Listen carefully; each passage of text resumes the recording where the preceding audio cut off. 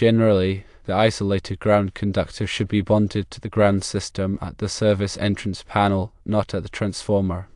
This is because the isolated ground conductor is intended to provide a separate and dedicated grounding path for sensitive electronic equipment. Bonding it to the ground system at the transformer would defeat this purpose, as the ground system at the transformer may be shared with other equipment and could introduce noise or interference into the audio system. Yes, it is acceptable to size the isolated ground conductors as you would any other equipment grounding conductor, also known as EGC. The size of the EGC is determined by the maximum fault current that can flow through the conductor. In most cases, the isolated ground conductor should be sized in accordance with Table 250.122 of the National Electrical Code, also known as NEC. The isolated ground conductor should be installed in a separate raceway or cable from the other conductors to prevent crosstalk and noise interference. The isolated ground conductor should be connected to the grounding electrode system of the service entrance panel using a grounding electrode conductor. If the isolated ground conductor is connected to the ground system at any other point, it should be done through an isolation transformer. By following these guidelines, you can ensure that the isolated ground conductor is properly installed and provides the necessary protection for sensitive electronic equipment. Let's delve deeper into the specifics of isolated ground conductors and their proper implementation in electrical systems. The primary purpose of an isolated ground is to minimize electrical noise and interference that can affect sensitive electronic equipment, particularly in audio and video systems, as well as in data processing and medical equipment environments. This is achieved by providing a dedicated grounding path that is separate from the regular equipment grounding system, thus reducing the likelihood of common mode noise being introduced. Firstly, it's crucial to understand the difference between an isolated ground and a regular equipment ground.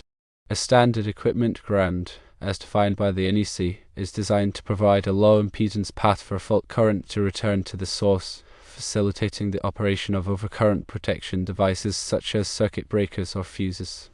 It is bonded to the neutral conductor at the service entrance, creating a common reference point for the electrical system. An isolated ground, on the other hand, is intentionally isolated from this bonding point within the equipment itself. It's connected to a designated grounding terminal within the equipment, which is then wired back to the service entrance panel without being connected to any other grounding points along the way. This isolation minimizes the flow of circulating ground currents that can induce noise in sensitive circuits. When installing an isolation transformer for sound equipment, the key is to maintain the integrity of the isolated ground throughout the system. The transformer itself does not inherently create an isolated ground, it merely provides electrical isolation between the primary and secondary circuits. The isolated ground conductor must be run from the equipment being served, such as the audio equipment, back to the service entrance panel. As mentioned earlier, it should not be bonded to the ground system at the transformer. The reason for this prohibition is that the transformer's ground point is likely connected to the building's main grounding system, which can be noisy due to other equipment sharing the same ground. Bonding the isolated ground at the transformer would effectively negate its purpose, as it would then be subject to the same noise and interference. The proper location for bonding the isolated ground conductor is at the service entrance panel. This is where the main grounding electrode system is located, providing the lowest impedance path to earth. The isolated ground conductor should be connected to the grounding busbar in the service panel, which is bonded to the neutral conductor and the grounding electrode system. This ensures that the isolated ground is at the same potential as the rest of the grounding system, but without the intermediate noise sources. Regarding the sizing of the isolated ground conductor, the NEC provides clear guidelines. Section 250.122 dictates the minimum size of equipment grounding conductors based on the rating of the overcurrent protective device protecting the circuit. The isolated ground conductor must be sized accordingly. For example, if the circuit is protected by a 20 amp circuit breaker, Table 250.122 specifies that the minimum size of the equipment grounding conductor is 12 AWG copper. It's perfectly acceptable to use the same size conductor for the isolated ground as you would for a regular equipment ground in the same circuit. In some cases, it may be desirable to upsize the isolated ground conductor to further reduce impedance and improve noise immunity. However, this is generally not required by code and depends on the specific requirements of the equipment being served. When installing the isolated ground conductor, it's crucial to follow best practices to minimize noise and interference. The NEC requires that the isolated ground conductor be installed in the same raceway or cable as the circuit conductors. This is to ensure that the impedance of the grounding path is minimized, which is essential for effective fault current protection. While the code permits the isolated ground to be run with the circuit conductors, it's often recommended to install it in a separate raceway or cable, as this can further reduce the potential for noise and crosstalk. This is particularly important in sensitive audio and visual systems, where even small amounts of noise can be audible or visible. If a separate raceway or cable is used, it should be run in close proximity to the circuit conductors to minimize impedance differences. It's also important to avoid running the isolated ground conductor near sources of electromagnetic interference such as power cables, transformers, and fluorescent lighting fixtures. These sources can induce noise in the isolated ground conductor, negating its benefits. Another important consideration is the type of connectors and terminals used for the isolated ground conductor. These should be of high quality and properly installed to ensure a low impedance connection. Avoid using dissimilar metals, as this can lead to corrosion and increased resistance. It's also important to avoid creating ground loops, which can occur when multiple grounding paths are created. Ground loops can cause circulating currents to flow in the grounding system, leading to noise and interference. To prevent ground loops, ensure that there is only one grounding point for the isolated ground conductor, which is at the service entrance panel. In situations where it's necessary to connect the isolated ground conductor to the ground system at a point other than the service entrance panel, an isolation transformer should be used. This transformer provides electrical isolation between the two grounding systems, preventing the flow of circulating currents. The isolation transformer should be sized appropriately for the load being served and should be installed in accordance with the manufacturer's instructions. In summary, the proper installation of an isolated ground conductor requires careful attention to detail.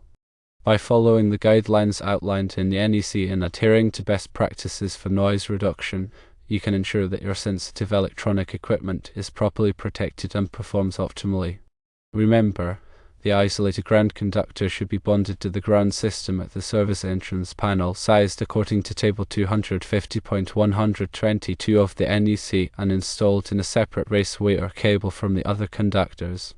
By taking these steps, you can minimize noise and interference and ensure the integrity of your electrical system. To further illustrate the principles of isolated grounding, let's consider a specific example. Imagine a recording studio with sensitive audio equipment that is susceptible to noise and interference. The studio is powered by a 240/120 volt single-phase electrical service. To minimize noise, the studio's audio equipment is connected to an isolated ground system. The isolated ground conductors are run from each piece of audio equipment back to the service entrance panel, where they are connected to the grounding busbar. The size of the isolated ground conductors is determined by the rating of the overcurrent protective devices protecting the circuits. For example, the microphone preamplifiers are powered by a 15 amp circuit, so the isolated ground conductor is sized according to Table 250.122, which specifies a minimum size of 14 AWG copper. The mixing console is powered by a 20 amp circuit, so the isolated ground conductor is sized according to Table 250.122, which specifies a minimum size of 12 AWG copper. The isolated ground conductors are installed in separate raceways from the other conductors to minimize noise and crosstalk. The raceways are run in close proximity to the circuit conductors to minimize impedance differences. The connectors and terminals used for the isolated ground conductors are of high quality and properly installed to ensure a low impedance connection. There is only one grounding point for the isolated ground conductors, which is at the service entrance panel. This prevents ground loops from occurring. In this example, the isolated ground system provides a dedicated grounding path for the studio's audio equipment, minimizing noise and interference and ensuring optimal performance. The key is to follow the guidelines outlined in the NEC and adhere to best practices for noise reduction. This ensures that the isolated ground system is properly installed and provides the necessary protection for the sensitive audio equipment. Furthermore, regular inspections and maintenance are crucial to ensure the continued effectiveness of the isolated ground system. Over time, connections can loosen, conductors can corrode, and equipment can fail. These issues can compromise the integrity of the grounding system and lead to increased noise and interference. Therefore, it's important to periodically inspect the grounding system for any signs of damage or degradation. This includes checking the tightness of connections, inspecting conductors for corrosion, and testing the impedance of the grounding path. Any issues that are found should be promptly addressed to restore the integrity of the grounding system. In addition to regular inspections, it's also important to keep accurate records of the grounding system.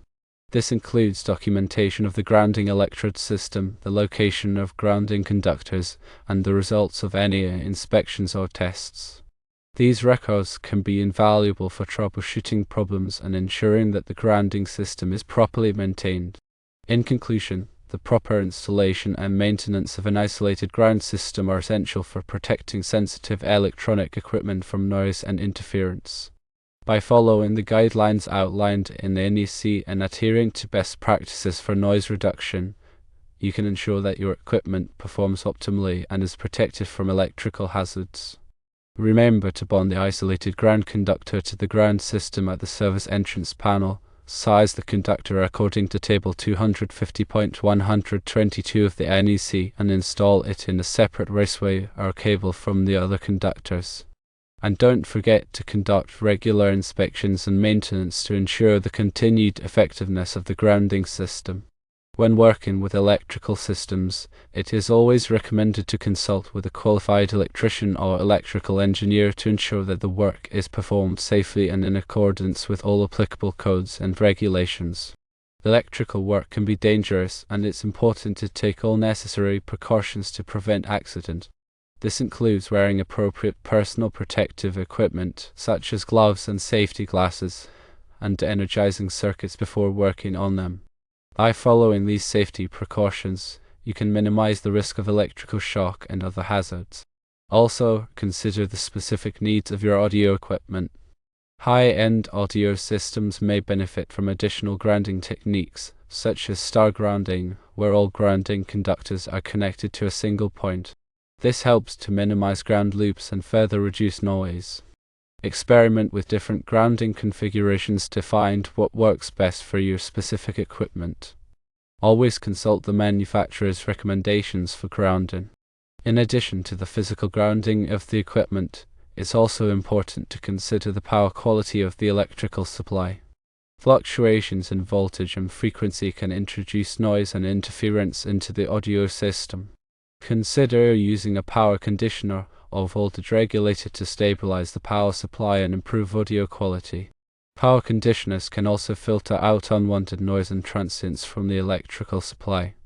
These devices use various techniques, such as isolation transformers, surge suppression, and noise filtering, to clean up the power supply and provide a stable and noise-free source of electricity for the audio equipment. When selecting a power conditioner, it's important to choose one that is appropriately sized for the load being served. The power conditioner should have enough capacity to handle the total power consumption of all the connected equipment. It's also important to choose a power conditioner that is designed for audio applications. These power conditioners typically have features such as balanced outputs, which help to reduce common mode noise. Another important factor to consider is the type of wiring used in the audio system. Unbalanced wiring is more susceptible to noise and interference than balanced wiring. Therefore, it's recommended to use balanced wiring whenever possible. Balanced wiring uses two conductors to carry the signal, with a third conductor used for grounding. This configuration helps to cancel out common mode noise, resulting in a cleaner and more accurate audio signal. When using balanced wiring, it's important to use high-quality cables and connectors. The cables should be shielded to protect against electromagnetic interference, and the connectors should be properly terminated to ensure a low impedance connection. In addition to the above considerations, it's also important to keep the audio equipment clean and free of dust. Dust can accumulate on electronic components and cause them to overheat, which can lead to noise and interference. Regularly clean the equipment with a soft, dry cloth. Avoid using harsh chemicals or solvents, as these can damage the equipment. By following these tips, you can ensure that your audio equipment is properly grounded, powered, and maintained, resulting in optimal performance and a cleaner, more accurate audio signal. Remember to consult with a qualified electrician or audio engineer for assistance with any electrical work or audio system design.